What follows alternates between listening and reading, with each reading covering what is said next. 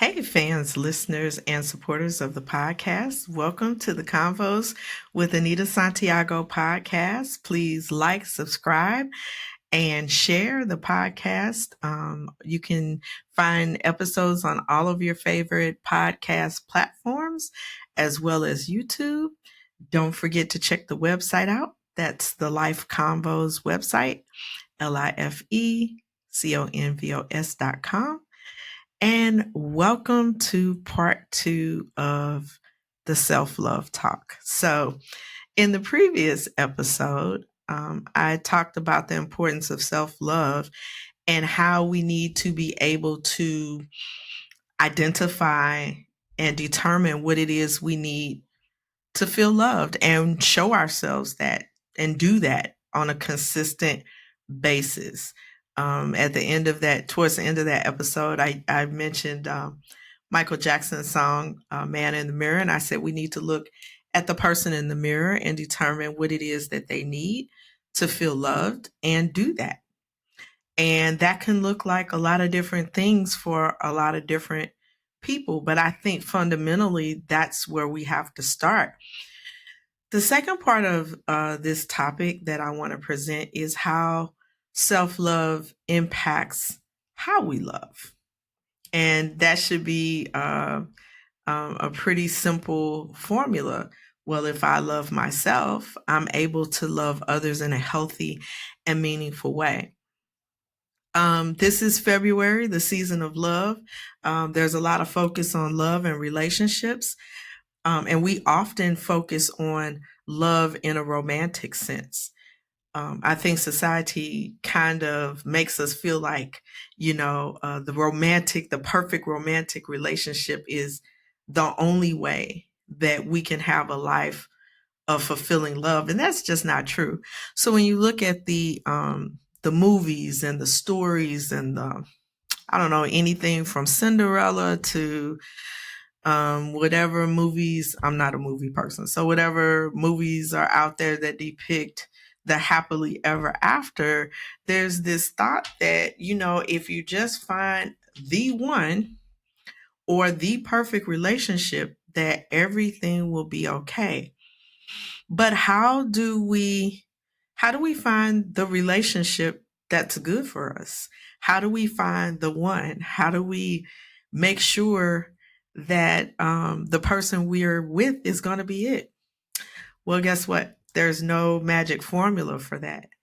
I do believe, however, that if you have a good sense of who you are and what you need to be loved, you're more likely to attract the right type of person for you, the person that's going to be able to love you in a meaningful way, that you'll be able to tell that they love you, and it won't be, you won't have to do a lot of heavy lifting to figure out, well, does this person care or do they not care? So that's why the first part of this, starting to love yourself, showing your self-love, is important. There's a meme that I love on my phone. I saved it on my phone. It says, what I require, I can provide. And that really resonated with me on the topic of self-love, because if you can provide what you require, then, like I said in the previous episode, you can articulate those needs to others. But romantic love is not the only type of fulfilling love that we have in our lives. And so this concept of self-love and how it spills over into the relationships is important to note, especially when it comes to relationships like parent-child, family members, cousins, aunts, nieces, your relationships with your family members, work relationships. And in a sense, I'm talking about not the romantic love, but a healthy, nurturing love that moves you forward and moves other people forward and keeps the relationship healthy. And if we look around, all you got to do is go to social media, and you will see every type of unhealthy relationship that there is, and we almost glorify that. We almost glorify the dramatic, bad relationship, the woman putting the guy's stuff in the driveway and setting it on fire, or the man putting the woman out in the middle of nowhere because he got upset about something. And then we have a lot of discussion around who was wrong and who was right. I see a lot of posts, well, who was wrong? He did this and she did that. So which one of them were wrong? And I'm like, and I see those things and I go, okay, I get it. But, if they were in a secure place in the first place, they probably wouldn't have attracted each other. And this wouldn't even be something that we're talking about. So how does showing yourself love impact your other relationships? How does it make them better? How does it help you nurture? So let's start with parent and child relationships. There is no perfect time to be a parent, and most people will probably tell you they didn't plan being a parent. Some people do, and there's nothing wrong with that, but the majority of people probably found themselves in parenthood at a time that they didn't think they would be a parent. So during that time, when you have a child, that child comes into the world, that child becomes your focus. You put a lot of emphasis on raising your child. And in the process, a lot of times, things like self-love take a backseat to raising your children. The problem with losing that piece of yourself is that as the child grows and becomes an adult, many parents can't make the pivot to a healthy, nurturing relationship with their adult child.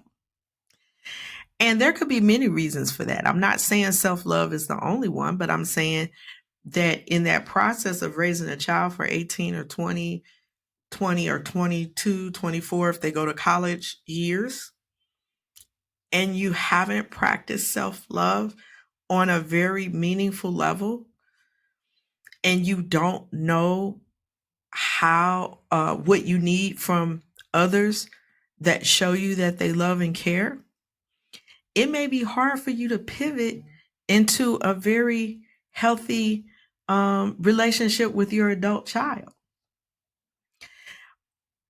This is just my opinion. Don't come for me, but a lot of times we continue to parent after the child is grown. And I think as a parent, you never stop being a parent. So if you're a dad, you never stop being dad. If you're a mom, you never stop being mom. But at the time your child becomes an adult, there's a dramatic shift. No more can you say that just because you're the parent, the child has to listen to you. You can't say that just because you have an opinion that the child has to accept that, like they did when they were little, perhaps. So losing that piece of yourself and losing the ability to be secure and confident and have the kind of foundation that you need that will allow you to pivot into a healthy, nurturing relationship with your child. What do I mean specifically? So I just gave a few examples of how sometimes parents continue to parent in an authoritative style because they don't know how to pivot to that healthy relationship with the child. Mutual respect. I don't know many people that respect isn't something that they require. So if you respect yourself, there's certain things that you do and don't do based on your value system. Like, I'm not here to tell you what your value system is. I'm just saying, based on your value system, there are things that you will and won't accept. And that's a form of respect for yourself. Well, if you're secure in that, then people know that about you, and they tend to not bring those things around you. So if you're a person that, let's say you're very organized, you like to be organized, you need your environment to be organized, let's say, for example, that's a way you show yourself self-love, and people know that about you and they understand that about you. Then when they come into your space, they respect that, right? They might be messy. They might be on the opposite end of you, But because they've been around you, they see what this means to you, they understand what it means to you. So when they come into your space, they're very respectful, not to be messy or put things in the wrong place, or to follow whatever guidelines you put down for your space. Like, don't leave cups on the table or put the dishes in the sink or whatever it is. That's just an example of how you can take how something that works for you, meaningful for you, impacts your relationships with the people around you. So that now when people come into your space, you don't have this dynamic of I'm like this and you're like this. People say, hey, I know that her space means a lot to her. She keeps things in a certain way. And so when I come to her house and visit, I want to be very respectful. And if I don't know what to do, I'll ask. So if you're a parent and a child, when your adult children come over, they say, well, mom has her way of doing things. And I want to be very respectful for that because, respectful of that because this is something that's very important to her. So that's an example of how doing those things that you need for yourself to show yourself self-love can translate into an impact in the relationships you have. If you're, let's say, work relationships, let's take work relationships. So you may, one of your self-love activities may be keeping your stress low. Maybe that's something you work on all the time and it's very meaningful and important to you. And that's the way you are at work. You try to keep your stress level low. You do things to make sure your stress level stays low. So if you're having a bad day at work, maybe you go walk at lunchtime or something like that, or sit in your car and listen to music or whatever. But people start to notice that and they know that about you. Hopefully they respect that and don't bring the drama or the stress around you because they know that means a lot to you and they want to respect you.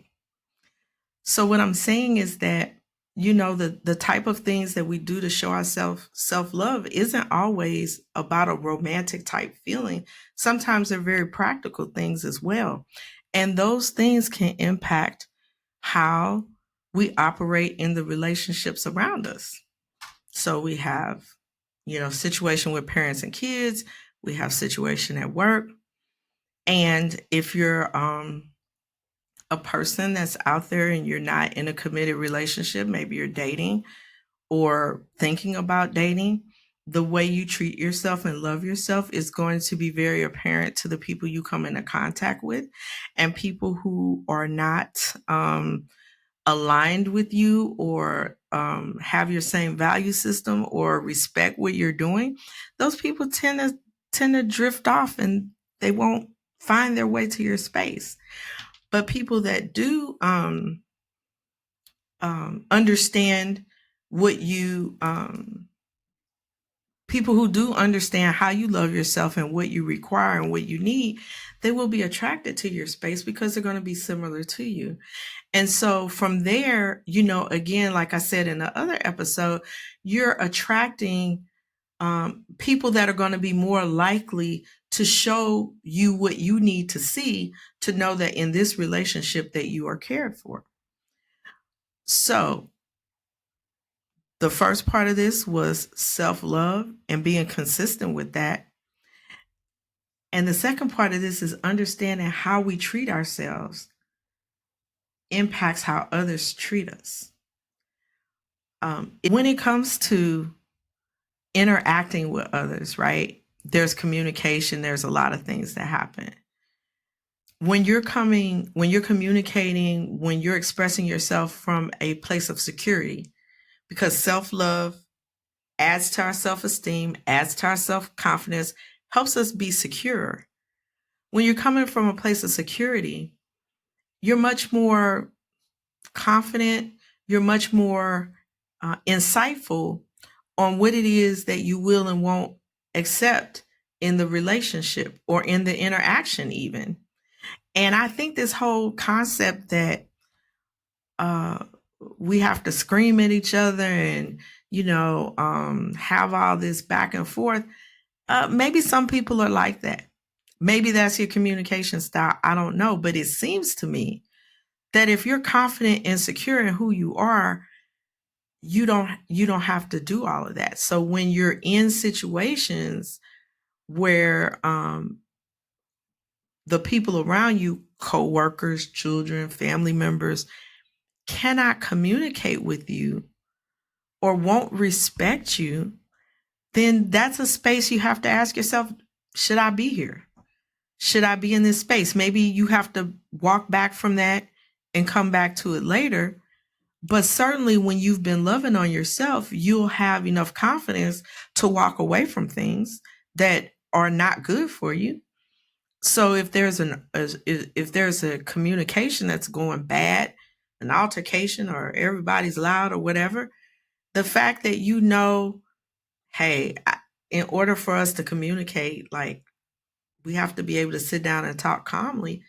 And if that can't happen, then you have the confidence to walk away from that and come back later when it's a better time for everybody to communicate. Honestly, it seems like when we talk about relationships and things like that, it's always the other person, what the other person needs to do. They need to do this and they need to do that. And if she didn't say this and he didn't do that, then we wouldn't have the mess that we have. I'm going to say it again. I really believe it starts with self. And if we have that self-love and that security and that confidence, then we're in a better position to know what spaces, what relationships work for us, and what spaces and what relationships don't work for us. We really need to reflect on that, because if we keep arguing that the other person has to be the one that changes, the other person has to be the one that does something different, at what point do we do something different? I read a meme yesterday. Y'all know I love memes. That's my thing. But it said, your position today is a direct result of the decisions you made 60 to 90 days ago. That was a quote. I can't remember who to attribute the quote to. If you figure out who that quote is, you can just put it in the comments. But I was like, wow, that's so true, because we don't understand, or we don't realize that decisions that we make or we don't make is the reason we find ourselves in certain situations. So if we decide to love ourselves and we decide to make ourselves a priority and we decide to put ourselves first and we decide to be good to ourselves all the time, then that has to shift the atmosphere and how other people interact with us. Now, I didn't say the other people changed. They didn't change. You're in a different space. You moved the bar. You changed your standard, and it causes people to have to deal with you differently. So the self-love part is very powerful, and I don't know that we really take that concept and use it to our advantage like we should or like we could. Jennifer Lewis was on the Breakfast Club, I think a year ago, and she said this quote that just has stayed with me, and it just has resonated with me, the whole concept of love and how we operate in love. And her quote was, "Lead in love." And she was explaining that everything she does, she leads with love. And so, I was like, man, that's a cool quote. I really like that. And then I thought, what would it look like to lead yourself in love? If you can lead others in love, what would it look like if you lead yourself in love? I don't think people really think or understand how powerful that is. Not only can you operate in love for others, but just think about if you took that same concept, that same intensity, that same level of commitment, that same level of consistency, and applied it to yourself. That's got to change everything. It's got to change everything.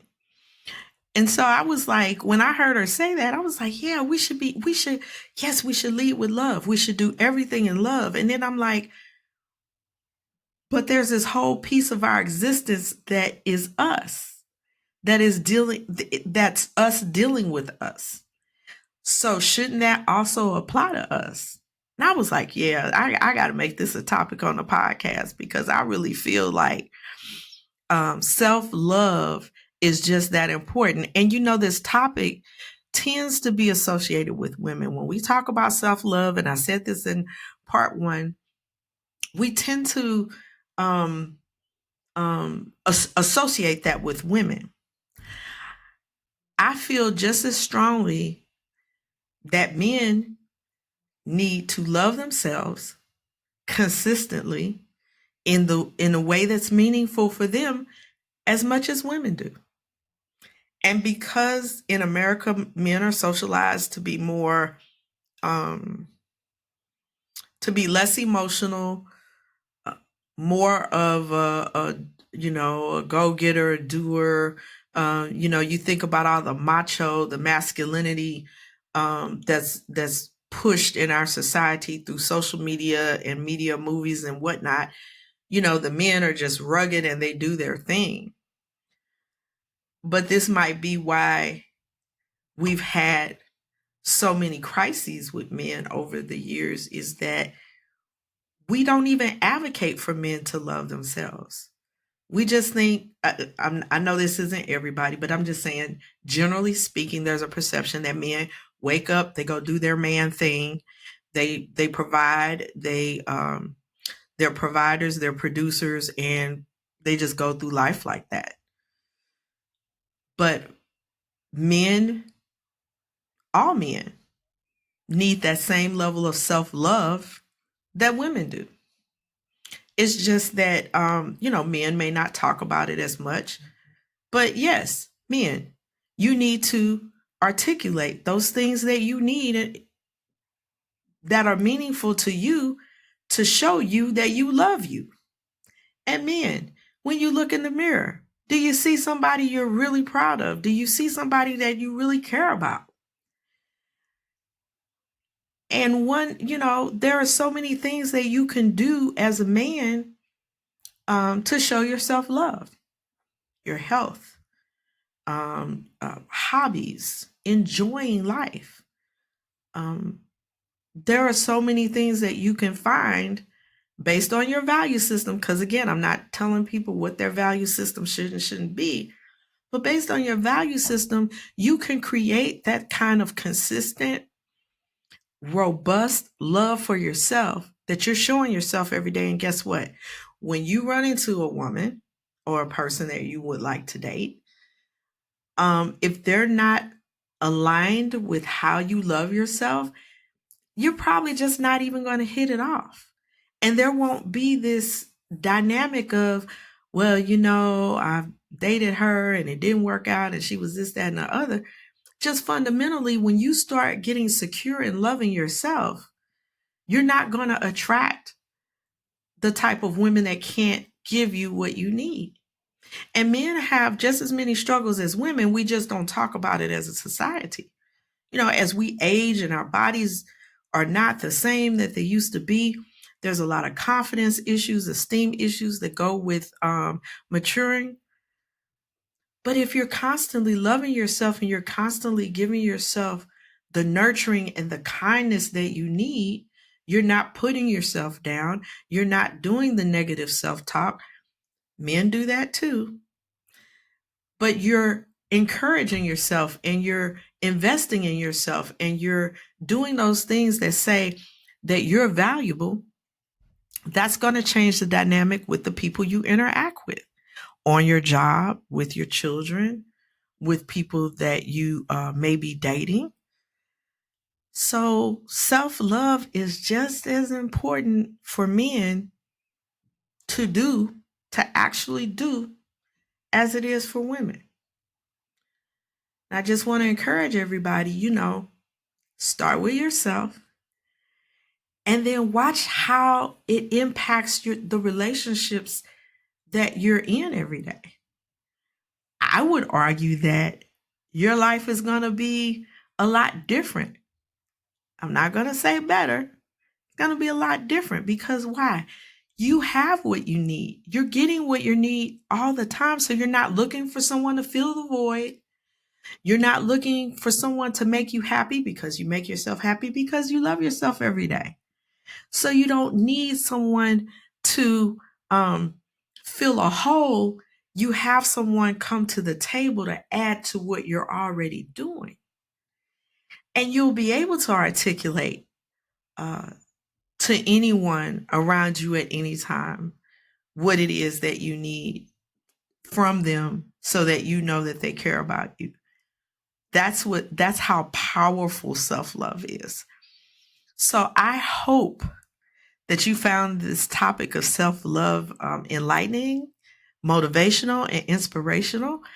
I hope it encourages you to take some steps. You know, we're in that vision board time and we're setting goals and we're saying all the things that we want to be different for 2024. People are saying new year, new me. Okay, if it's a new year and a new you, then love on you. Show yourself love. Share your journey with someone so that people around you who may not know how to love on themselves can learn from you. Each one teach one. So I hope you found that very helpful. And I want to hear all the stories. I want to hear all the journeys of how you went from maybe not loving yourself enough to loving on yourself all the time. I think this is a life-changing concept, and I hope that it encourages you to take care of yourself and do what you need to do to show yourself some love. Listen, I want to thank you guys for and gals for tuning in to the Convos with Anita Santiago podcast. I would appreciate if you like, share, and subscribe to this podcast on all the podcast platforms, including YouTube. Don't forget to pop over to the website. Got a lot of great stuff out there, and you can check it out. And as always, my appreciation to every fan, listener, and supporter of the podcast. You guys keep coming back, and I really appreciate it. Thanks so much, and happy listening.